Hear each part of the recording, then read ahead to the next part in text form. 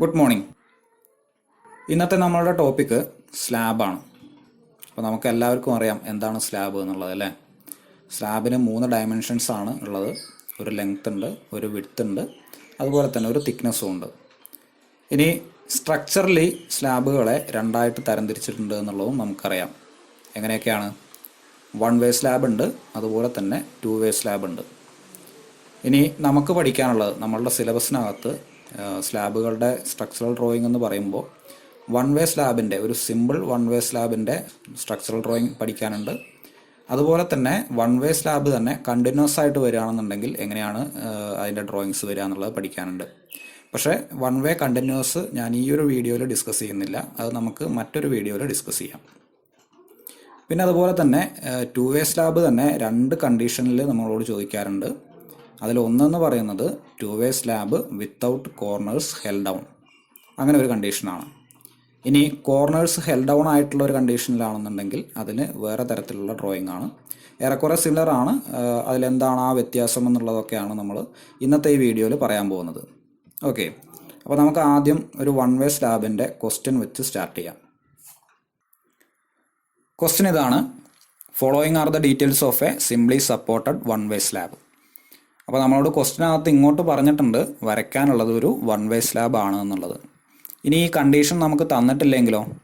ക്വസ്റ്റ്യനകത്ത് 1 വേ ആണോ 2 വേ ആണോ എന്നുള്ളത് പ്രത്യേകം എടുത്ത് പറഞ്ഞിട്ടില്ലെങ്കിൽ എന്ത് ചെയ്യും? അപ്പോൾ അത് കണ്ടുപിടിക്കേണ്ടി വരും, 1 വേ ആണോ 2 വേ ആണോ എന്നുള്ളത്. അതിനാണ് നമുക്ക് അടുത്ത 2 ഡയമെൻഷൻസ് തരുന്നത്. Clear short span equal to 2.8 metre, clear long span equal to 6 metre. അപ്പോൾ ഈ 2 ഡയമെൻഷൻസ് ഉണ്ടെങ്കിൽ നമുക്ക് 1 വേ ആണോ 2 വേ ആണോ എന്നുള്ളത് കണ്ടുപിടിക്കാം. എങ്ങനെ ചെയ്യാം? ലോങ് സ്പാനിനെ ഷോർട്ട് സ്പാൻ വെച്ചിട്ടൊന്ന് ഡിവൈഡ് ചെയ്ത് നോക്കുക. അപ്പോൾ ഇവിടെ നമ്മൾ 6 ഡിവൈഡഡ് ബൈ 2.8 കിട്ടുന്ന വാല്യൂ ഗ്രേറ്റർ ദാൻ 2 ആണെങ്കിൽ എന്തായിരിക്കും? അതൊരു 1 വേ സ്ലാബ് ആയിരിക്കും. ലെസ് ദാൻ 2 ആണെന്നുണ്ടെങ്കിൽ അത് 2 വേ സ്ലാബ് ആയിരിക്കും. മറ്റൊരു തരത്തിൽ പറഞ്ഞാൽ എന്താണ്? ഷോർട്ട് സ്പാനിൻ്റെ 2 മടങ്ങിൽ കൂടുതൽ നീളം ലോങ് സ്പാനിനുണ്ടെങ്കിൽ അത് 1 വേ സ്ലാബ് ആണ്. 2 ഇരട്ടിയിൽ കൂടുതൽ നീളമില്ല എന്നുണ്ടെങ്കിൽ എന്തായിരിക്കും? അത് 2 വേ സ്ലാബ് ആണ്. അപ്പോൾ നമ്മൾ 1 വേ ആണോ 2 വേ ആണോ എന്നുള്ളത് ഫിക്സ് ചെയ്തു, ഇനി ഇങ്ങനെ തന്നിട്ടില്ല എന്നുണ്ടെങ്കിലും. അപ്പോൾ അത് ക്ലിയർ ആക്കിയതിന് ശേഷം അടുത്ത് നമ്മൾ ശ്രദ്ധിക്കേണ്ടത് ഇവിടെ തന്നിരിക്കുന്നത് ക്ലിയർ സ്പാനുകളാണ്. ക്ലിയർ ഷോർട്ട് സ്പാനും ക്ലിയർ ലോങ് സ്പാനുമാണ്. ദാറ്റ് മീൻസ് നമുക്ക് തന്നിരിക്കുന്ന 2 ഡയമെൻഷൻസ് എന്ന് പറയുന്നത് റൂം ഡയമെൻഷൻസ് ആണ്, റൂമിൻ്റെ ഇന്നർ ഡയമെൻഷൻസ് ആണ്. ഓക്കെ, അപ്പോൾ നമുക്ക് പ്ലാൻ വരയ്ക്കണമെങ്കിൽ അല്ലെങ്കിൽ സ്ലാബിൻ്റെ നീളവും വീതിയും കിട്ടണമെങ്കിൽ എന്ത് വേണം? അതിന് വാൾ തിക്നെസ് എത്രയാണെന്ന് കൂടി അറിയണം. അതിനിവിടെ തന്നിട്ടുണ്ട് നമുക്ക് wall thickness equal to 200 mm. അപ്പോൾ നമുക്ക് പ്ലാൻ വരയ്ക്കാനുള്ള അത്യാവശ്യം ഡയമെൻഷൻസായി. ഒരു സ്ലാബിൻ്റെ ഇനിയൊരു ഡയമെൻഷൻ കൂടി നമുക്ക് കിട്ടാനുണ്ട്, അതാണ് നമ്മളുടെ സ്ലാബ് ഡെപ്ത്. അപ്പോൾ നമുക്ക് തന്നിരിക്കുന്നത് ഓവറോൾ ഡെപ്ത് ആണ്. ഓവറോൾ ഡെപ്ത് ഓഫ് സ്ലാബ് എന്ന് പറയുന്നത് 120 mm. അത്രയുമായി. ഇനി നമുക്ക് തന്നിരിക്കുന്നത് റീഇൻഫോഴ്സ്മെൻറ്റിൻ്റെ ഡീറ്റെയിൽസ് ആണ്. അതിൽ തന്നെ മെയിൻ സ്റ്റീൽ, അതായത് നമ്മുടെ മെയിൻ ബാറിൽ യൂസ് ചെയ്യുന്നത് 10 mm ഡയ HOSD ബാർസ് ആണ്. അങ്ങനെ ഓരോ മെയിൻ ബാറും തമ്മിലുള്ള ഡിസ്റ്റൻസ് എന്ന് പറയുന്നത് സെൻറ്റർ ടു സെൻറ്റർ സ്പേസിംഗ് എന്ന് പറയുന്നത് 150 mm ആണ്. ഇനി ഒരു കണ്ടീഷൻ കൂടി പറയുന്നുണ്ട്. അതിനകത്ത് തന്നെ ഈ മെയിൻ ബാറിനകത്ത് തന്നെ ആൾട്ടർനേറ്റ് ബാർസ് ബെൻഡപ്പ് ചെയ്തിട്ടാണ് കൊടുക്കുന്നത്. അപ്പോൾ നമ്മൾ മെയിൻ ബാറുകൾ എപ്പോഴും നമ്മൾ സ്ലാബിനകത്ത് ഈ ഒരു കണ്ടീഷൻ വെച്ചിട്ടാണ് കൊടുക്കാറ്. ആൾട്ടർനേറ്റ് ബാർസ് എല്ലാം നമ്മൾ ബെൻഡപ്പ് ചെയ്തിട്ടുണ്ടാവും. ഓക്കെ, ഇനി 1 വേ സ്ലാബ് ആയതുകൊണ്ട് തന്നെ മെയിൻ ബാർ കഴിഞ്ഞാൽ പിന്നെ വരുന്ന ഒരു റീഇൻഫോഴ്സ്മെൻറ്റ് ബാർസ് എന്ന് പറയുന്നത് ഡിസ്ട്രിബ്യൂട്ടേഴ്സ് ആണ്. ഇത് 2 വേ സ്ലാബ് ആണെന്നുണ്ടെങ്കിൽ അതിനകത്ത് കാണില്ല, ഡിസ്ട്രിബ്യൂട്ടേഴ്സ് എന്ന് പറയുന്ന ഒരു ബാർ ഉണ്ടാവില്ല. 1 വേ സ്ലാബിൽ മാത്രമുള്ളതാണ് ഈ ഡിസ്ട്രിബ്യൂട്ടേഴ്സ് എന്ന് പറയുന്ന ബാർ. അപ്പോൾ ഇവിടെ നമ്മൾ ഡിസ്ട്രിബ്യൂട്ടേഴ്സ് ആയിട്ട് യൂസ് ചെയ്യുന്നത് 8 mm ഡയ ആയിട്ടുള്ള HOSD ബാർസ് ആണ്. ഇനി ഓരോ ഡിസ്ട്രിബ്യൂട്ടേഴ്സ് തമ്മിലുള്ള സെൻറ്റർ ടു സെൻറ്റർ സ്പേസിംഗ് എന്ന് പറയുന്നത് 220 mm ആണ്. അപ്പോൾ ഈ 2 തരത്തിലുള്ള ബാർസാണ് നമ്മൾ 1 വേ സ്ലാബിനകത്ത് യൂസ് ചെയ്യുന്നത്, മെയിൻ ബാറും അതുപോലെ ഡിസ്ട്രിബ്യൂട്ടേഴ്സും. ഇനി നമ്മളോട് പറഞ്ഞിട്ടുണ്ട് provide clear cover of 20 mm at bottom, top and sides. അപ്പോൾ നമുക്ക് തന്നിരിക്കുന്നത് ഓവറോൾ ഡെപ്ത് ആണ് അല്ലേ. അപ്പോൾ ഇനി ഇതിനകത്ത് നമ്മൾ ക്രോസ് സെക്ഷനൊക്കെ വരയ്ക്കുന്ന സമയത്ത് ബാൾസ് എവിടെയാണ് പ്ലേസ് ചെയ്യേണ്ടത്, എത്രത്തോളം കവർ കൊടുത്തിട്ട് വേണം എന്നുള്ളത് അറിയണം, എന്നാൽ മാത്രമേ നമുക്കത് വരയ്ക്കാൻ പറ്റുള്ളൂ. അപ്പോൾ അതിന് വേണ്ടിയിട്ട് നമ്മളോട് പറഞ്ഞിട്ടുണ്ട് 20 mm ആണ് നമ്മൾ ടോപ്പിൽ നിന്നും ബോട്ടത്തിൽ നിന്നും സൈഡിൽ നിന്നും എല്ലാം കൊടുക്കേണ്ട കവർ എന്ന് പറയുന്നത് 20 mm ആണ്. ഓക്കെ, ഇത്രയാണ് നമുക്ക് തന്നിരിക്കുന്ന ഡീറ്റെയിൽസ് എന്ന് പറയുന്നത്. ഇനി നമ്മളോട് വരയ്ക്കാൻ പറഞ്ഞിരിക്കുന്നത് ഇതൊക്കെയാണ്: section along shorter span, section along longer span, അതുപോലെ തന്നെ പ്ലാൻ ഷോയിങ് ബോട്ടം റീഇൻഫോഴ്സ്മെൻറ്റ്സ്. അപ്പോൾ ഇത്രയും കാര്യങ്ങൾ വരയ്ക്കാൻ നമ്മൾ പഠിക്കണം. ഇതാണ് നമ്മൾ ഇന്ന് നോക്കുന്നത്. അപ്പോൾ ഇങ്ങനെ ഒരു ക്വസ്റ്റ്യൻ കിട്ടിക്കഴിഞ്ഞാൽ, ക്വസ്റ്റ്യൻ വളരെ സിമ്പിളാണ്. ഒന്നാമത് സ്ലാബിൻ്റെ ഡ്രോയിങ് എന്ന് പറയുന്നത് സിമ്പിളാണ്. അതിനകത്ത് തന്നെ വൺ വേ സ്ലാബാണ് ഏറ്റവും സിമ്പിൾ. അപ്പോൾ ഇപ്പോൾ തന്നെ നിങ്ങൾക്കിത് ഡയറക്റ്റായിട്ട് വരയ്ക്കാൻ കേപ്പബിൾ ആയിട്ടുള്ള ആളുകൾ ഉണ്ടാവും നമ്മുടെ ഇടയിൽ. എന്നാലും ചില ആളുകൾക്കെങ്കിലും, ചുരുക്കം ചിലർക്കെങ്കിലും വരാൻ സാധ്യതയുള്ള ഒരു സംശയം എന്ന് പറയുന്നത്, ഏത് ഡയറക്ഷനിലാണ് നമ്മൾ മെയിൻ സ്റ്റീൽ കൊടുക്കേണ്ടത്, അതിൻ്റെ സ്പാനിങ് ഏത് ഡയറക്ഷനിലേക്കായിരിക്കും, അതുപോലെ ഡിസ്ട്രിബ്യൂട്ടേഴ്സ് എവിടെയാണ് കൊടുക്കേണ്ടത്, അതിൻ്റെ സ്പാനിങ് എങ്ങോട്ടായിരിക്കും എന്നുള്ളതൊക്കെ ആയിരിക്കും.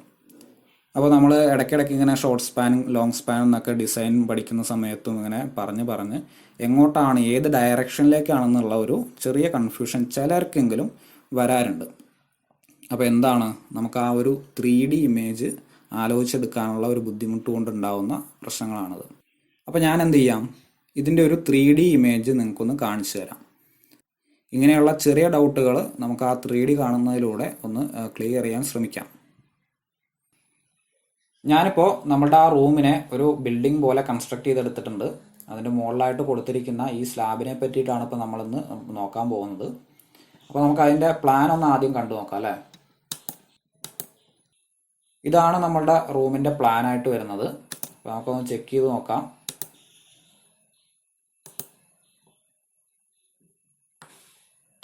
ടു 80 സെൻറ്റിമീറ്റർ ലെങ്ത് ആണ് വരുന്നത്, അല്ലെങ്കിൽ ഷോർട്ട് സ്പാൻ എന്ന് പറയുന്ന നമ്മുടെ റൂമിൻ്റെ ക്ലിയർ സ്പാൻ 280 സെൻറ്റിമീറ്റർ ആണ്. ഞാനിവിടെ യൂണിറ്റ് എടുത്തിരിക്കുന്നത് സെൻറ്റിമീറ്റർ ആണ് കേട്ടോ. അതുപോലെ നമ്മളതിൻ്റെ ലോങ് സ്പാൻ വരുന്നത്, ക്ലിയർ സ്പാൻ വരുന്നത് 600 സെൻറ്റിമീറ്റർ ആണ്, അതായത് നമ്മൾ 6 മീറ്റർ. അതിൻ്റെ പുറമേ ആയിട്ട് നമ്മൾ 20 സെൻറ്റിമീറ്റർ തിക്നെസ് ഉള്ള വാളും കൊടുത്തിട്ടുണ്ട്. അപ്പോൾ ഇതാണ് നമ്മളുടെ റൂം. ഇതിൻ്റെ മുകളിലുള്ള സ്ലാബാണ് നമ്മൾ വരയ്ക്കാൻ പോകുന്നത്. ഓക്കെ, അപ്പോൾ നമ്മുടെ ഇന്നത്തെ വിഷയം എന്ന് പറയുന്നത് സ്ലാബ് മാത്രമായതുകൊണ്ട് ബാക്കിയുള്ള പോർഷനെല്ലാം ഞാൻ ഹൈഡ് ചെയ്ത് വെക്കുകയാണ്. ഇനി നമ്മൾ ഈ സ്ലാബിനെ പറ്റി മാത്രമാണ് സംസാരിക്കുന്നത്. അപ്പോൾ ഇതിൻ്റെ ലെങ്ത്ത്, അതുപോലെ വിഡ്ത്ത്, തിക്നെസ്, ഈ 3 ഡയമെൻഷൻസ് നമ്മൾ കാൽക്കുലേറ്റ് ചെയ്ത് കണ്ടുപിടിക്കണം. അല്ലെങ്കിൽ വരയ്ക്കുന്നതായതുകൊണ്ട് പിന്നെ നമ്മൾ കാൽക്കുലേറ്റ് ചെയ്യേണ്ട കാര്യമൊന്നുമില്ല. അതിൻ്റെ പുറത്തേക്ക് നമ്മൾ ആ വാൾ തിക്നെസ് കൂടി വരയ്ക്കുന്ന സമയത്ത് അതിൻ്റെ ലെങ്ത്തും വിഡ്ത്തും നമുക്ക് കിട്ടും. അപ്പോൾ ഇതിനകത്ത് നോക്കിയാൽ നമുക്ക് മനസ്സിലാവും, ഇതാണ് നമ്മളുടെ ഷോർട്ട് സ്പാൻ എന്ന് പറയുന്നത്. ഇതിനകത്ത് നീളം കൂടുതലായിട്ട് വരുന്ന ഈ ഒരു ഭാഗമാണ് നമ്മളുടെ ലോങ് സ്പാൻ. ഓക്കെ, അപ്പോൾ 2 സ്പാനും ഏതാണെന്നുള്ളത് മനസ്സിലായല്ലോ. 120 mm തിക്നെസ് ആണ് നമ്മൾ സ്ലാബിന് കൊടുത്തിട്ടുള്ളത്. ഇനി നമുക്കിതിൽ എങ്ങനെയാണ് റീഇൻഫോഴ്സ്മെൻറ്റ് കൊടുക്കേണ്ടത് എന്നുള്ളതൊന്ന് നോക്കാം. ഞാനിപ്പോൾ ആ കോൺക്രീറ്റിൻ്റേതായിട്ടുള്ള പോർഷൻസ് ഒന്ന് ഹൈഡ് ചെയ്ത് വെച്ചു. ഇതാണ് നമ്മളുടെ റീഇൻഫോഴ്സ്മെൻറ്റ്. മൊത്തത്തിൽ ആ സ്ലാബിനകത്ത് കാണുന്ന റീഇൻഫോഴ്സ്മെൻറ്റ് ഇങ്ങനെയാണ്. ആകെ കൺഫ്യൂഷൻ ആയിട്ടുണ്ടാവും അല്ലേ? സാരില്ല, നമുക്കതൊന്ന് അഴിച്ചു പണിയാം. നമ്മളങ്ങനെ റീഇൻഫോഴ്സ്മെൻറ്റിനെ മുഴുവൻ എടുത്ത് മാറ്റിയിട്ടുണ്ട്. ഇപ്പോൾ നമ്മളുടെ സ്ലാബിൻ്റെ ലെങ്ത്തും ബ്രെഡ്ത്തും മാത്രമേ ഇതിനകത്ത് കാണാനുള്ളൂ, നമ്മുടെ ഷോർട്ട് സ്പാനും അതുപോലെ തന്നെ ലോങ് സ്പാനും. ഇനി പറയാനുള്ളത്, നമ്മൾ ബാറുകൾ പ്ലേസ് ചെയ്യുമ്പോൾ ആദ്യം കൊടുക്കുന്ന ബാർ എന്ന് പറയുന്നത്, അല്ലെങ്കിൽ ആദ്യം പ്ലേസ് ചെയ്യുന്ന ബാർ എന്ന് പറയുന്നത് മെയിൻ ബാർസ് ആണ്. ഓക്കെ, മെയിൻ ബാർസ് ആയിരിക്കും നമ്മളെപ്പോഴും ഏറ്റവും ബോട്ടത്തിൽ കൊടുക്കുന്നത്. ബോട്ടത്തിലായതുകൊണ്ട് നമ്മൾ ആദ്യം പ്ലേസ് ചെയ്യുമ്പോൾ അത് അടിയിലായി പോകുമല്ലോ. അപ്പോൾ നമ്മൾ ആദ്യം കൊടുക്കേണ്ട ബാർ എന്ന് പറയുന്നത് മെയിൻ ബാറാണ്. മെയിൻ ബാർ കൊടുക്കുന്നത് എലോങ് ഷോർട്ട് സ്പാൻ ആണ്. ഷോർട്ട് സ്പാനിലാണ് നമ്മളെപ്പോഴും മെയിൻ ബാർ പ്രൊവൈഡ് ചെയ്യുന്നത്. അപ്പോൾ ഏതാണ് നമ്മളുടെ ഷോർട്ട് സ്പാൻ? ഇതാണ് നമ്മളുടെ ഷോർട്ട് സ്പാൻ. അപ്പോൾ ഈ ഷോർട്ട് സ്പാനിൻ്റെ ലെങ്ത്തിലാണ് നമ്മൾ എന്ത് ചെയ്യുന്നത്, മെയിൻ ബാർ പ്രൊവൈഡ് ചെയ്യുന്നത്. അപ്പോൾ നമുക്കൊരു മെയിൻ ബാർ ഒന്ന് വെച്ച് നോക്കാം അല്ലേ. ഞാനിപ്പോൾ ഒരു മെയിൻ ബാർ ഇതിനകത്ത് പ്ലേസ് ചെയ്തു. നമ്മൾ ആ കവറൊക്കെ കഴിഞ്ഞിട്ടുള്ള ബാക്കിയുള്ള സ്പേസിലാണ് ഞാൻ ഫസ്റ്റ് മെയിൻ ബാർ പ്ലേസ് ചെയ്തിട്ടുള്ളത്. അപ്പോൾ ഇതിനകത്ത് നമ്മളൊന്ന് ശ്രദ്ധിച്ച് നോക്കിയാൽ ഈ ബാർ ഒരു സ്ട്രെയിറ്റ് ബാറാണ്. നമ്മൾ ഈ ഒരു പോർഷനിൽ നിന്ന് സ്റ്റാർട്ട് ചെയ്താൽ ഇവിടെ ഒരു ചെറിയ ഹുക്ക് കൊടുത്തിട്ടുണ്ട്. അതുമുതൽ നമ്മളുടെ എൻഡ് വരെ, ഈ എൻഡ് വരെയും നമുക്ക് സ്ട്രെയിറ്റ് ആയിട്ടാണ് വരുന്നത്. അതിനുശേഷം ഇവിടെ ഒരു ഹുക്ക് കൊടുത്തിട്ടുണ്ട്. ഓക്കെ, അപ്പോൾ ഇങ്ങനെയുള്ള സ്ട്രെയിറ്റ് ബാറാണ് നമ്മൾ ആദ്യമായിട്ട് ഒരു മെയിൻ ബാറായിട്ട് പ്രൊവൈഡ് ചെയ്തത്. ഇനി അടുത്ത ബാർ നമ്മൾ ഇതിനെ സ്പാൻ ചെയ്യുന്നത്, അല്ലെങ്കിൽ ഇതിനെ പ്ലേസ് ചെയ്ത് പോകുന്നത് ഇതിൻ്റെ ലോങ് സ്പാനിലേക്കാണ്.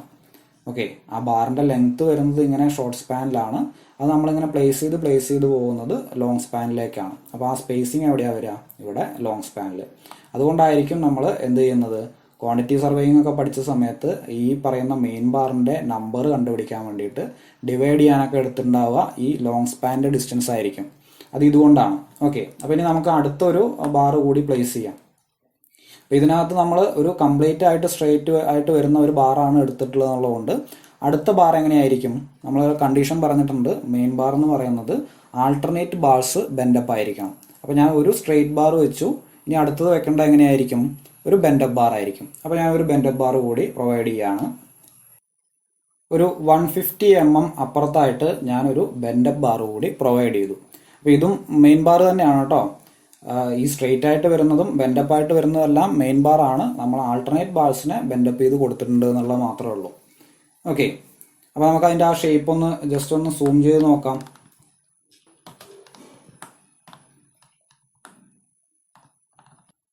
സെൻട്രൽ പോർഷനിൽ അത് നമ്മൾ സാധാരണ കാണുന്നത് പോലെ തന്നെയാണ്, സ്ട്രെയിറ്റ് ആയിട്ടാണ്.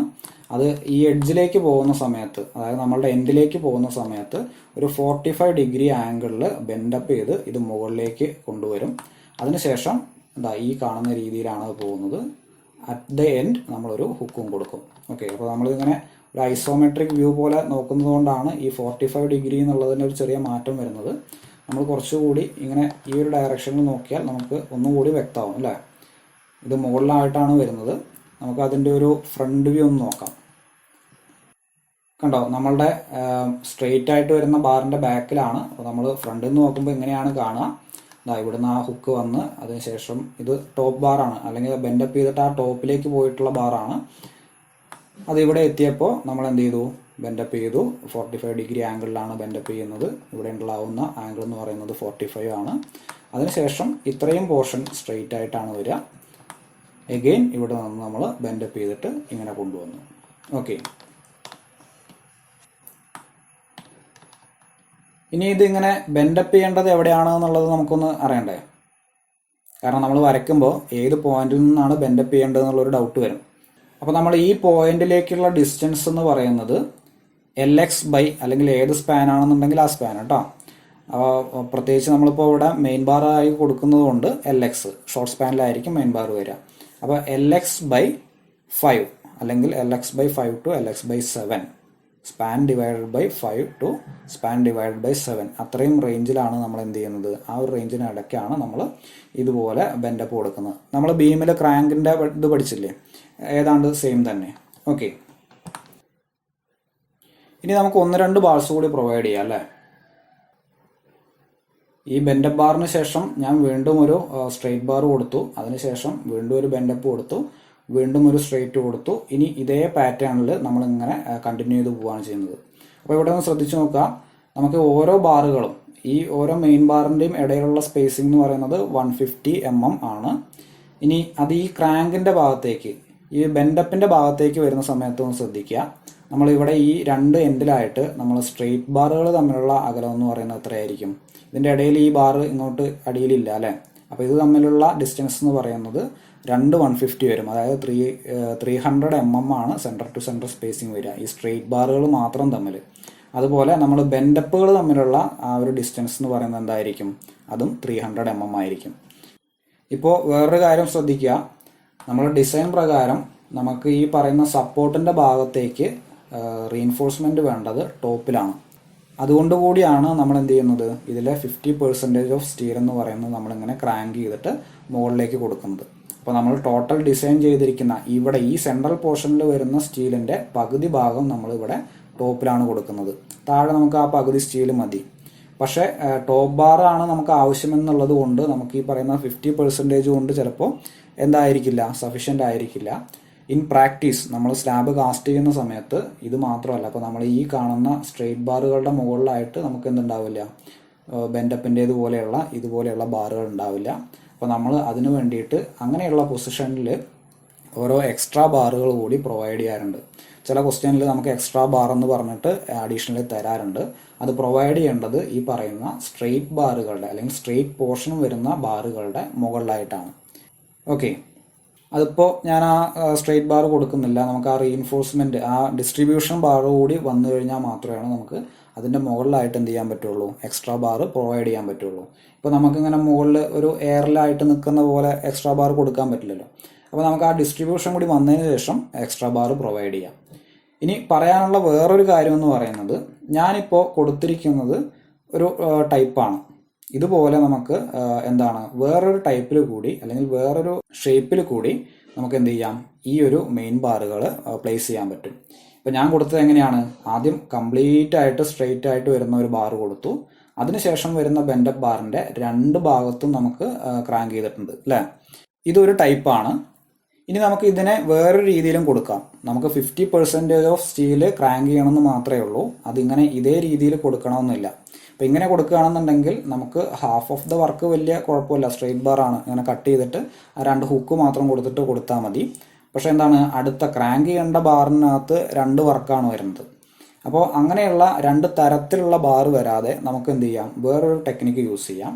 ഇപ്പോൾ ഞാൻ സപ്പോസ് നിങ്ങളൊന്ന് ആലോചിച്ച് നോക്കുക, ഞാൻ ഈ ഒരു ബാറിനെ ഇവിടെ നിന്ന് ഇതുപോലെ ഹുക്കായിട്ട് എടുത്ത് സ്ട്രെയിറ്റ് ആയിട്ട് ഇതുവരെയും ഞാനിങ്ങനെ സ്ട്രെയിറ്റ് ആയിട്ട് കൊണ്ടുവരുന്നു. അതിനുശേഷം ഇവിടെ ഒന്ന് ബെൻഡപ്പ് ചെയ്തിട്ട് ഇവിടെ മുകളിലേക്ക് ഇടുന്നു. ഓക്കെ, അടുത്ത ബാറ് ഇതേപോലെ തന്നെ സെയിം രീതിയിൽ തന്നെ അല്ലെങ്കിൽ സെയിം ഡയമെൻഷനിൽ നമ്മൾ ബെൻഡപ്പ് ചെയ്ത് സെയിം ഇതിൽ തന്നെ കൊടുക്കുക. എന്നിട്ട് എന്ത് ചെയ്യുക, അതിനെ തിരിച്ചിടുക. അങ്ങനെ തിരിച്ചിടുമ്പോൾ എന്തായിരിക്കും, ഈ ഭാഗത്ത് നിന്ന് ഇവിടെ നിന്ന് ഇങ്ങനെ ഇതായിട്ട് ബോട്ടം പോർഷനിലൂടെ ഈ ബാറ് ഇതുവരെ പോവും. അതിനുശേഷം ഇവിടുന്ന് ക്രാങ്ക് ചെയ്ത് മുകളിലേക്ക് വരും. ഓക്കെ, അടുത്ത ബാർ എന്തായിരിക്കും, ഇവിടെ നിന്ന് വന്ന് ഇതുവരെ സ്ട്രെയിറ്റ്, ഇവിടെ നിന്ന് ബെൻഡപ്പ്. അടുത്ത ബാർ എന്ന് പറയുന്നത് ഇവിടെ നിന്ന് അതുവരെ സ്ട്രെയിറ്റ് പോയിട്ട് അവിടെ നിന്ന് ബെൻഡപ്പ്. അപ്പോൾ നമുക്ക് എന്താണ് ഒരു സൗകര്യമുള്ളത്, നമുക്ക് ഒരേ ഷേപ്പിൽ ബാറിനെ ബെൻഡ് ചെയ്താൽ മതി. നമുക്ക് ഒരു ലെങ്ത്ത് ആ വർക്കർക്ക് കൊടുത്തു കഴിഞ്ഞാൽ ആ വർക്കർ എന്ത് ചെയ്യും, അതേ പൊസിഷനിൽ തന്നെ എപ്പോഴും ബെൻഡപ്പ് ചെയ്ത് അല്ലെങ്കിൽ ക്രാങ്ക് ചെയ്തിട്ട് കുറേ ലെങ്ത്തുകൾ എത്ര എണ്ണം സ്റ്റീൽ വേണോ അതിനനുസരിച്ചിട്ട് അത്രയും എണ്ണവും നമ്മൾ ഒരേ ഷേപ്പിൽ തന്നെ ക്രാങ്ക് ചെയ്ത് തരും. അതിനുശേഷം പ്ലേസ് ചെയ്യുന്ന സമയത്ത് നമ്മൾ അതിൻ്റെ ക്രാങ്കിങ് വരുന്ന ഭാഗം അങ്ങോട്ടും ഇങ്ങോട്ടും തലതിരിച്ചിട്ടാൽ മതി. അപ്പോൾ ആ രീതിയിലും നമ്മൾ കൊടുക്കാറുണ്ട്. കൂടുതലായിട്ടും ഇപ്പോൾ കണ്ടുവരുന്നത് ആ രീതിയിലാണ് കേട്ടോ. ഇപ്പോൾ ഞാൻ വരച്ച സമയത്ത് അല്ലെങ്കിൽ 3D ക്രിയേറ്റ് ചെയ്തപ്പോൾ ഇങ്ങനെ ചെയ്തു എന്ന് മാത്രമേ ഉള്ളൂ. അപ്പോൾ നിങ്ങൾക്ക് വരയ്ക്കുന്ന സമയത്ത് ആ രീതിയിലും ചെയ്യാം.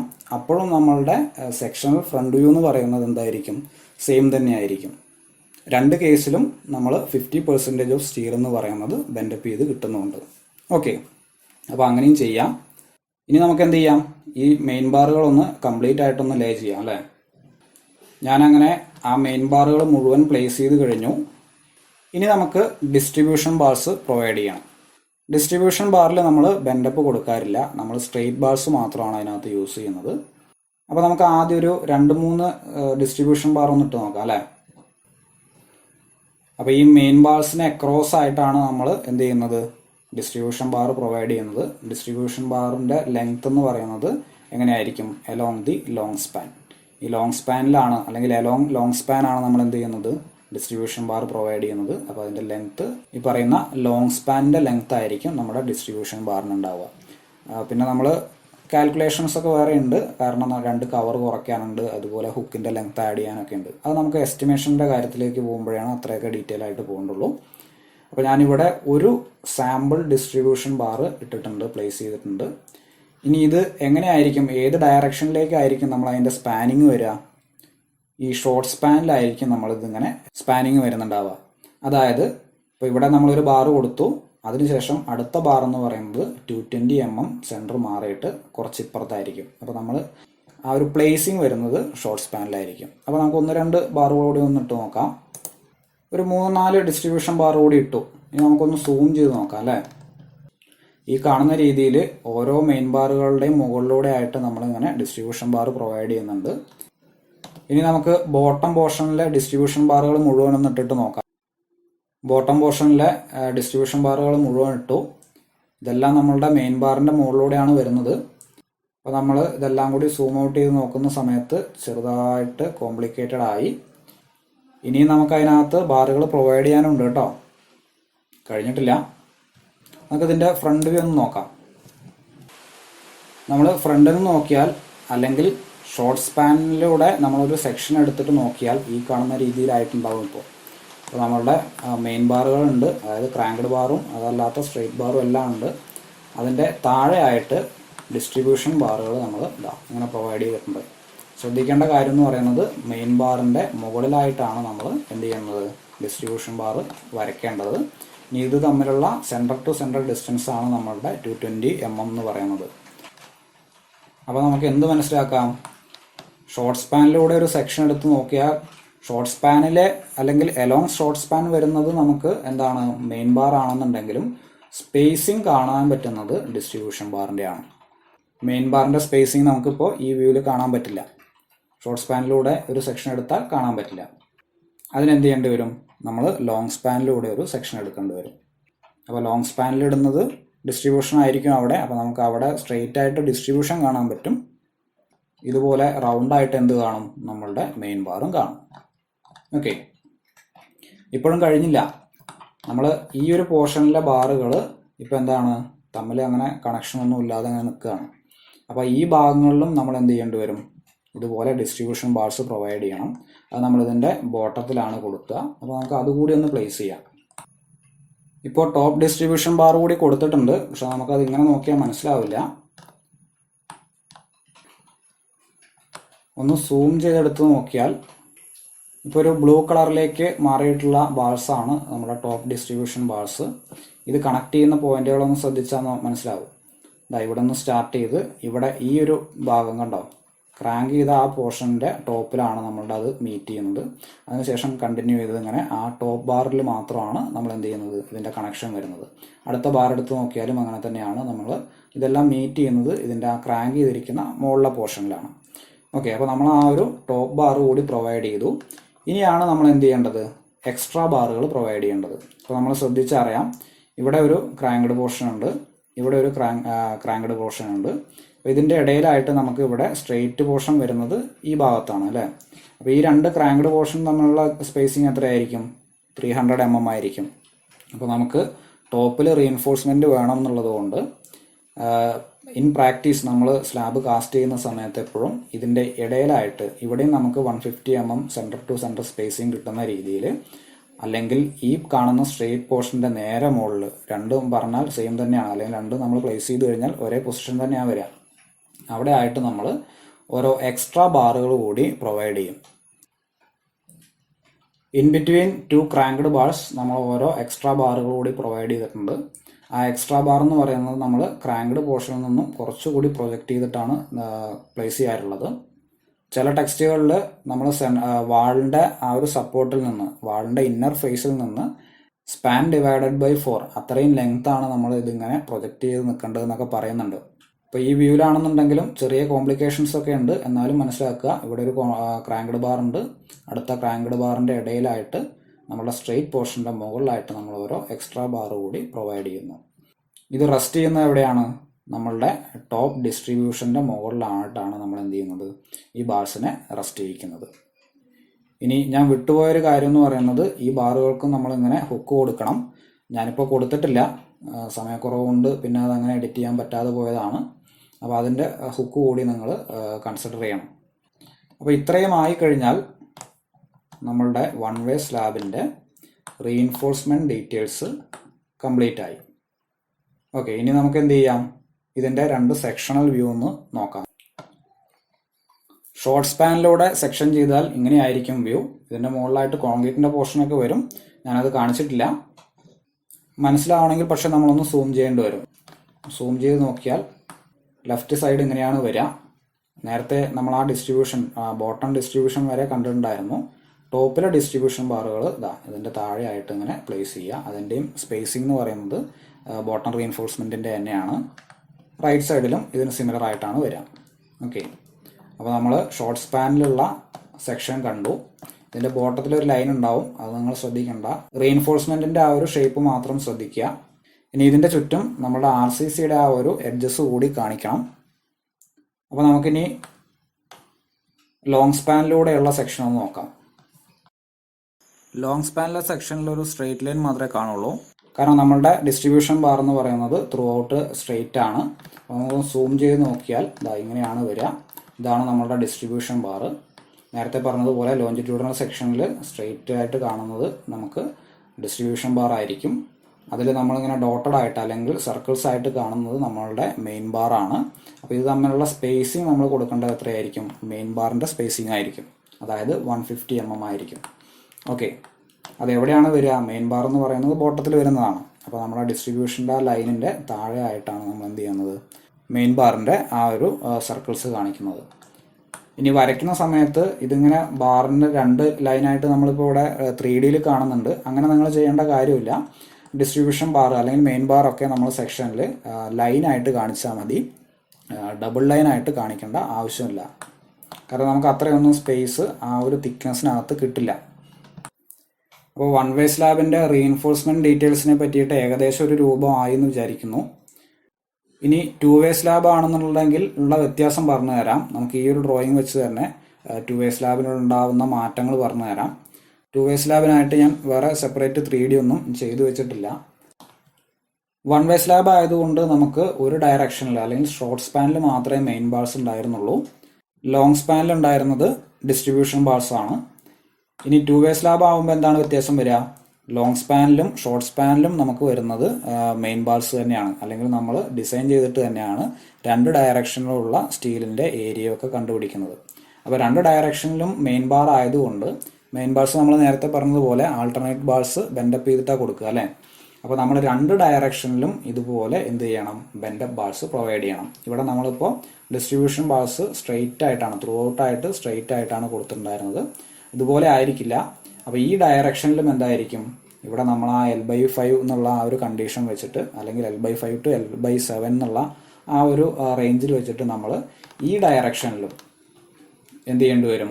ക്രാങ്ക് ചെയ്യേണ്ടി വരും. അപ്പോൾ നമ്മൾ 2 ഡയറക്ഷനിലേക്കും ഇതുപോലെ ക്രാങ്ക്ഡ് ബാർസ് ആൾട്ടർനേറ്റ് ആയിട്ട് കൊടുക്കും. അങ്ങനെ വരുന്ന സമയത്ത് നമുക്ക് ഇങ്ങനെ ഒരു സ്ട്രിപ്പ് അല്ലേ, ഈ ഇതിൻ്റെ എഡ്ജസിലൂടെ എല്ലാം നമുക്കിങ്ങനെ ടോപ്പ് ബാർസും വരും. 4 എഡ്ജസിലൂടെയും എന്ത് വരും? ടോപ്പ് ബാർസ് വരും. എഡ്ജ് എന്ന് ഉദ്ദേശിക്കുന്നത് ആ കറക്റ്റ് എഡ്ജ് എന്നല്ല, ആ ഒരു സ്ട്രിപ്പ്, എഡ്ജ് സ്ട്രിപ്പ്. ആ എഡ്ജ് സ്ട്രിപ്പുകളിലൂടെ എല്ലാം എന്ത് വരും? ആ ക്രാങ്ക്ഡ് പോർഷൻ വരും. ഇതിൻ്റെ സെൻട്രൽ പോർഷനിൽ നമുക്ക് ബോട്ടത്തിൽ മാത്രമേ ഏത് കേസാണെന്നുണ്ടെങ്കിലും ബാർസ് വരുള്ളൂ. അതിൻ്റെ എഡ്ജസിലൂടെ എല്ലാം നമുക്ക് എന്ത് വരും? ക്രാങ്ക്ഡ് ബാർസ് വരും. അപ്പോൾ ആ ഷേപ്പ് ഒന്ന് ഏകദേശം ആലോചിച്ച് നോക്കുക. ഇനി 2 വേ സ്ലാബിനകത്ത് തന്നെ 2 കണ്ടീഷൻ ഉണ്ടെന്ന് പറഞ്ഞു. എന്താണ്? കോർണേഴ്സ് ഹെൽഡ് ഡൗൺ എന്ന് പറയുന്ന ഒരു കണ്ടീഷൻ ഉണ്ട്, കോർണേഴ്സ് ഫ്രീ ടു ലിഫ്റ്റ് എന്ന് പറയുന്ന ഒരു കണ്ടീഷൻ ഉണ്ട്. അപ്പോൾ നമ്മൾ പറഞ്ഞതുപോലെ 2 ഡയറക്ഷനിലും മെയിൻ ബാർ സ്പാൻ ചെയ്ത് വെച്ച് കഴിഞ്ഞാൽ, അത് മാത്രമാണ് ഉള്ളതെങ്കിൽ നമ്മൾ ഏത് കണ്ടീഷൻ കൊടുക്കുന്നതാണ്? അങ്ങനെ കോർണേഴ്സ് ഫ്രീ ടു ലിഫ്റ്റ്. ഈ കാണുന്ന കോർണേഴ്സൊക്കെ നമുക്ക് ഈസി ആയിട്ട് അല്ലെങ്കിൽ ഫ്രീ ആയിട്ട് ബെൻഡ് ചെയ്യാവുന്ന രീതിയിലാണ് കൊടുക്കുന്നതെങ്കിൽ അങ്ങനെയുള്ള സ്ലാബുകൾക്ക് നമ്മൾ ഞാൻ നേരത്തെ പറഞ്ഞതുപോലെ എന്ത് ചെയ്താൽ മതി? 2 ഡയറക്ഷനിലും ഈ പറയുന്ന മെയിൻ ബാർസ് മാത്രം കൊടുത്താൽ മതി. അതിൽ തന്നെ ആൾട്ടർനേറ്റ് ബാർസ് ക്രാങ്ക് ചെയ്തിട്ടുള്ള ആ ഒരു ഷേപ്പ് മാത്രം കൊടുത്താൽ മതി. പക്ഷേ കോർണേഴ്സ് ഹെൽഡ് ഡൗൺ എന്ന് പറയുന്ന ഒരു പൊസിഷൻ, അതായത് നമ്മുടെ കോർണേഴ്സിന് ഇത് ബെൻഡ് ചെയ്യുന്നതിനനുസരിച്ച് കോർണേഴ്സിന് ലിഫ്റ്റ് ചെയ്യാൻ, ഫ്രീ ആയിട്ട് ലിഫ്റ്റ് ചെയ്യാനുള്ള ഒരു പ്രൊവിഷൻ ഇല്ല എന്നുണ്ടെങ്കിൽ, അതിനെ നമ്മൾ പിടിച്ചു വെച്ചിരിക്കുകയാണെന്നുണ്ടെങ്കിൽ ആ കോർണേഴ്സിൽ എന്തുണ്ടാവും? ടോർഷണൽ എഫക്റ്റ് ഉണ്ടാവും. അപ്പോൾ ആ ടോർഷണൽ എഫക്റ്റ് ഒഴിവാക്കാൻ വേണ്ടിയിട്ട് നമ്മൾ ഇതിൻ്റെ എല്ലാം മുകളിലും താഴെയുമായിട്ട്, ഇപ്പോൾ ഇവിടെ ഒന്ന് ശ്രദ്ധിച്ചറിയാം, ഇവിടെ ടോപ്പ് ബാർസ് കണ്ടോ? ഇങ്ങനെ ക്രാങ്ക് ചെയ്തിട്ട് ടോപ്പിലേക്ക് ഇങ്ങനെ ബാർസ് വന്നിട്ടുണ്ടായിരിക്കും, അല്ലെങ്കിൽ ഡിസ്ട്രിബ്യൂഷൻ ബാറിൻ്റെയൊക്കെ ആ ഒരു ഇതിങ്ങനെ മുകളിലേക്ക് വന്നിട്ടുണ്ടാവും. ഇതിൻ്റെ മുകളിലായിട്ടും താഴെയായിട്ടും നമ്മൾ ഓരോ മെഷ് പ്രൊവൈഡ് ചെയ്യും.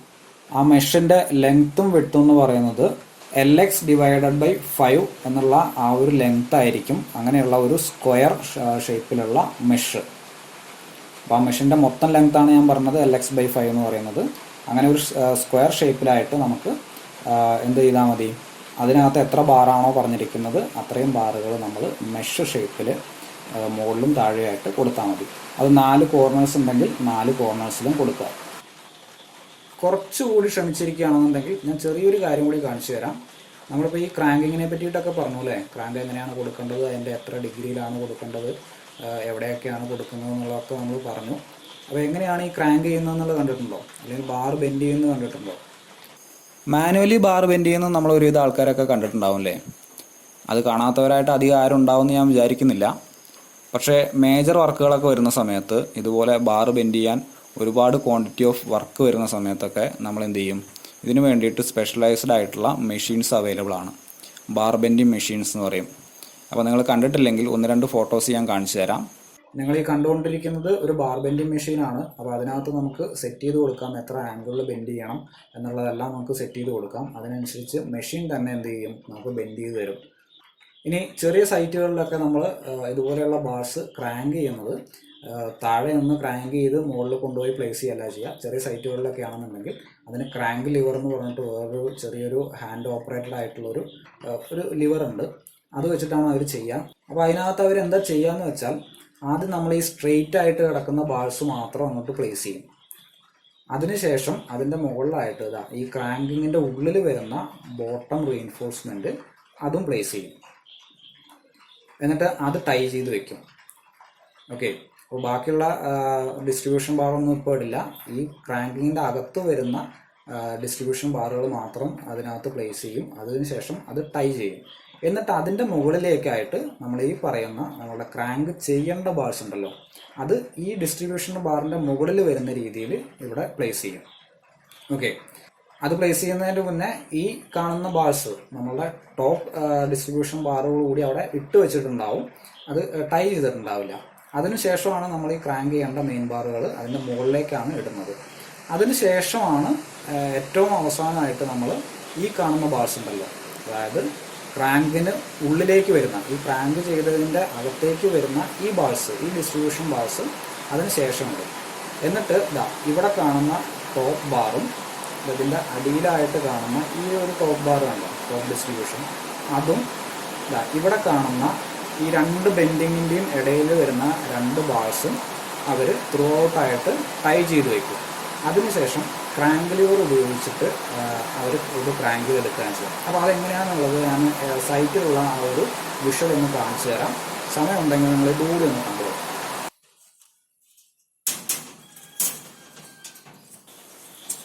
അവരിപ്പോൾ ക്രാങ്ക് ചെയ്യാൻ പോകുന്നതിന് മുന്നേ ആയിട്ട് ക്രാങ്ക്ഡ് പോർഷൻ്റെ മുകളിലും താഴെയായിട്ട് വരുന്ന ഡിസ്ട്രിബ്യൂഷൻ ബാർ ഉണ്ടല്ലോ, അത് ബെൻഡപ്പ് ബാർസുമായിട്ട് ടൈ ചെയ്തുകൊണ്ടിരിക്കുകയാണ്.